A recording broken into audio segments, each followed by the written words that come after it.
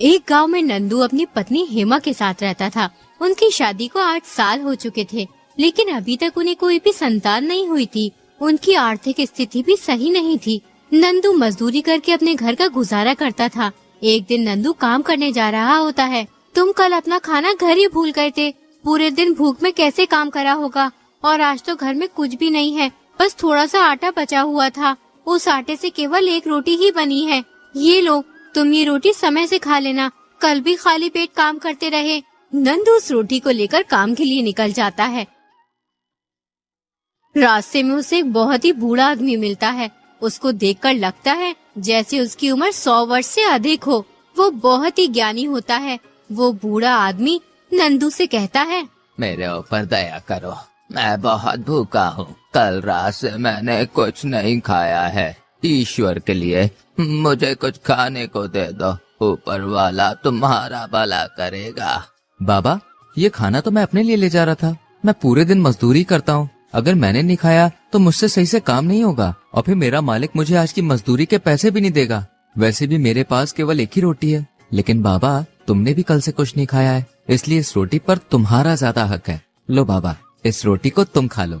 नंदू अपनी रोटी उस बूढ़े आदमी को दे देता है। बूढ़ा आदमी बहुत भूखा होता है, इसलिए वो रोटी वो तुरंत खा लेता है। बेटा, तुमने मेरी इस बुरे समय में सहायता की।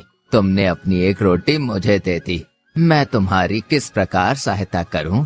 बाबा, मेरी कोई संतान नहीं है। कृपया आप मेरे लिए ईश्वर से प्रार्थना करें कि ईश्वर मुझे संतान का आशीर्वाद दे। मैं लंबे समय से संतान की इच्छा कर रहा हूँ, लेकिन अब तक मेरी दुआ पूरी नहीं हुई है। मुझे आपकी दुआ से आशा है कि ईश्वर मेरी प्रार्थना को स्वीकार करेगा और हमें संतान का सुख प्रदान करेगा।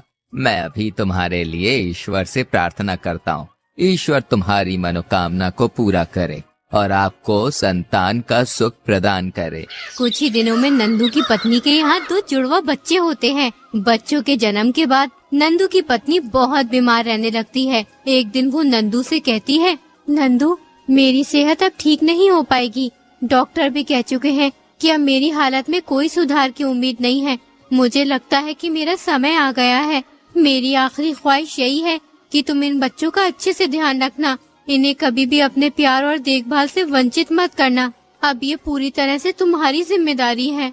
हेमा, तुमने इतना सब कुछ सहा है और अब हमें छोड़कर जा रही हो। मुझे पता है कि ये बहुत कठिन समय है, लेकिन मैं तुम्हारी बातों को दिल से मानूंगा। मैं इन बच्चों की हर जरूरत का ध्यान रखूंगा, उन्हें प्यार और सुरक्षा दूंगा, जैसा तुम चाहती थी। इनकी हर खुशी और दुख में मैं हमेशा उनके साथ रहूंगा।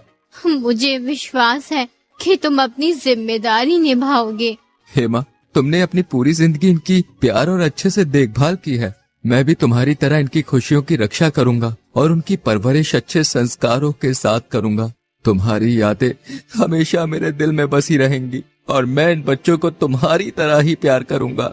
मुझे सुकून है कि तुम ऐसे समझदार और दयालु इंसान हो। अब मुझे शांति मिलती है ये सोचकर कि मैं जा रही हूँ, लेकिन मेरे बच्चों के पास तुम्हारा प्यार और सुरक्षा है। मैं तुम्हारे इस विश्वास को कभी भी नहीं तोड़ूंगा हेमा। तुम्हारी यादों और आदर्शों को हमेशा अपने दिल में रखूंगा और इन्हीं के साथ बच्चों को बड़ा करूंगा। इतना सुनकर नंदू की पत्नी की मृत्यु हो जाती है। नंदू दिन रात मेहनत करके अपने बच्चों को पालने लगता है। यूं ही कई साल बीत जाते हैं। अब नंदू के बच्चे जवान हो जाते हैं तो नंदू को अपनी बेटी की शादी की चिंता होने लगती है। बेटी, तुम्हारी शादी की चिंता मुझे बहुत परेशान करती है। तुम्हारी माँ चाहती थी कि हम तुम्हारी शादी बहुत ही धूमधाम से करेंगे, लेकिन मेरे पास इतने पैसे नहीं है कि मैं तुम्हारी शादी सही तरीके से कर सकूं। इतनी मेहनत के बावजूद मैं सब कुछ ठीक से नहीं कर पा रहा हूँ। मैं चाहता हूँ कि तुम्हारी शादी में कोई भी कमी ना रहे। पिताजी, आप परेशान मत होइए। आपकी मेहनत और प्यार ने हमें कभी भी किसी चीज की कमी महसूस नहीं होने दी और आप शादी की चिंता मत कीजिए। हम साथ मिलकर हर मुश्किल को पार कर लेंगे। आपका साथ ही हमारे लिए सबसे बड़ी चीज है। पिताजी, दीदी सही कहती है। ईश्वर जरूर कोई रास्ता निकालेगा। आप चिंता करना छोड़ दीजिए। कुछ ही दिनों में नंदू अपनी बेटी शगुन की शादी वरुण नाम के लड़के से कर देता है। वरुण एक किसान होता है। उसके पास 5 बीघा जमीन और 2 गाय होती हैं। जमीन पर खेती करके ही घर का गुजारा होता है। शगुन की सास बहुत ही बुरी औरत होती है। वो हर छोटी से छोटी बात पर शगुन को परेशान करती है। देखो तो सही, कैसे आवारा ऊँट की तरह इधर उधर फिर रही है। शर्म लिहाज है कि नहीं? या वो भी बेच खाई? तेरी माँ ने कुछ सिखाया था या नहीं? क्या हुआ अम्मा जी, मुझसे कोई गलती हो गई है क्या? अरे तेरे से गलती कब नहीं होती। क्या हाल बना रखा है घर का, अभी तक झाड़ू भी नहीं लगी है। खाना तो पता नहीं कब बनाएगी। लोगों को भूखा मारने की सोचा है। समय से कोई काम नहीं करती है, बस लौंडी बनी फिरती है। अम्मा जी घर में बहुत सारे काम है, इतने सारे काम एक साथ करना बहुत मुश्किल है। खाना बनाना और झाड़ू पोछा करने को तू बहुत सारा काम कहती है। अरे जब तू नहीं थी तो मैं सारे काम समय से पहले ही कर दिया करती थी, लेकिन एक तू है, कोई भी काम ढंग से नहीं करती है। अगर मुझे पता होता कि तू इतनी बड़ी कामचोर है तो मैं अपनी बेटी की शादी तेरे साथ कभी नहीं करती। इतने में ही वरुण आ जाता है। क्या हुआ माँ, इतना शोर क्यों मचा रखा है? अरे मैं क्या बताऊं। अरे अपनी लाडली बीवी से पूछो क्यों इतना शोर मचा के रखा है। सारा दिन कुछ काम नहीं करती है, घर मुंह फाड़े पड़ा है, लेकिन इसे किसी काम से कोई मतलब नहीं है। जो करूंगी मैं ही करूंगी। शगुन, मैं क्या सुन रहा हूँ? तुम घर का एक काम भी नहीं करती हो, सारा काम माँ करती है। ये बात तो मैं जानती हूँ और ईश्वर जानता है कि मैं कुछ काम करती हूँ या नहीं। सारा दिन काम करते हुए निकल जाता है, 1 मिनट आराम करने का भी समय नहीं मिलता। एक काम खत्म होता है तो अम्मा जी दूसरा काम बता देती हैं। अगर किसी काम को करने में देरी हो जाती है तो अम्मा जी मुझे उल्टी सीधी कहती हैं। बगैर खाए पिए भूखी प्यासी काम में लगी रहती हूँ। वरुण ये बात अच्छी तरह से जानता था कि उसकी माँ झूठ बोल रही है और वो शगुन से सारा दिन काम करवाती है। जब शगुन खाना खाने बैठती है तो उसकी माँ शगुन को खाली पीली आंख दिखाती है, लेकिन फिर भी वरुण अपनी माँ की तरफदारी करता है। तुम ये बात अच्छी तरह से अपने दिमाग में बैठा लो। अगर तुमने आज के बाद माँ को परेशान किया या घर का कोई काम नहीं किया तो मैं तुम्हें तुम्हारे घर छोड़ाऊंगा।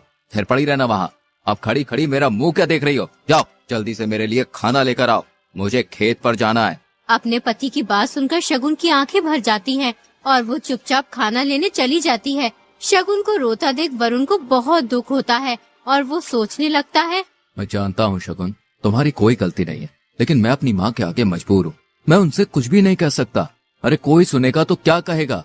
वरुण अपनी माँ को परेशान करता है। शगुन खाना लेकर आती है। वरुण खाना खाकर खेतों पर चला जाता है।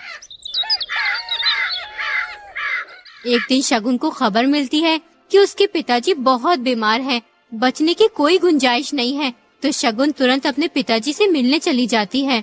मेरी बच्ची, मेरा शरीर अब और मेरा साथ नहीं देगा। तुम दोनों के लिए मैं परेशान हूँ। तुम्हारा भाई अभी कुछ नहीं करता, तुम अपने भाई की देखभाल। मैं अपने भाई का पूरा ख्याल रखूंगी, उसे कभी अकेला नहीं छोड़ूंगी। लेकिन पिताजी, हम तुम्हारे बिना कैसे रहेंगे? तुमने हमें कितनी मुसीबतों से पाल पोस कर बड़ा किया है और अभी वो अकेला छोड़कर जा रहे हो। बेटा, ये जीवन का हिस्सा है।